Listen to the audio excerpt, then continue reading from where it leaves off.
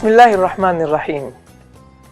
We live in a very interconnected world with long-lasting implications on the way we understand ourselves and others around us. In fact, the way we understand life itself and the world may evolve. Today, many people have started talking about existential matters far more than before, as the world experiences an unprecedented crisis. What does this mean for our relationships, especially between us, parents, and our children? Do our roles as parents, as defined traditionally and informed by religion, remain the same? Take, for example, our approach of telling them what is right or wrong and what must be done in their lives. Or when we are unable to offer them answers or guidance to their probing and thought-provoking questions, and we resort to, "You must just believe." This is unfortunately a reflection of our own inadequacies and unfamiliarity with the religion, which we should not impose on our children. The curiosity that drives our children to ask will most likely not end with such a response. They will in fact probe further, and they may very well get an alternative view on these matters from other sources, through social media, the internet, and if they do, and if they prefer those answers, our authority and credibility as parents may begin to erode. More troubling is when they begin to build and develop new social units and worlds around them online.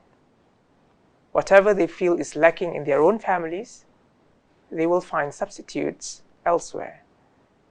The social media and the internet provides a lot of new and enticing options for them, and through this, our children may get pulled into social connections and relationships that we are unaware of and may not approve. As we already know, there are risks and dangers associated with being connected online. They may feel pressured to live up to the carefully curated image which have been developed online, and they may be subjected to online bullying. And in some cases, these are serious enough to be considered as a form of stress and trauma that children face. The social media and internet can also empower individuals and break down the notion of authority, especially in its traditional form. If our young gets used to this at a very early age, what will that mean, and what can we do about this? Our real challenge, in my view, is to guide our children to think independently and to develop and sustain their curiosity by encouraging questions and stimulating discussions at home. We must make our homes the safest place to have these difficult conversations with our children. We must embrace their curiosity, encourage them to ask questions, and guide them in thinking about these questions, even when we do not necessarily have the answers. There are certainly risks involved. Insecurities about ourselves, our religion may develop, but the bonds that we continue to maintain with them will have that lasting impact.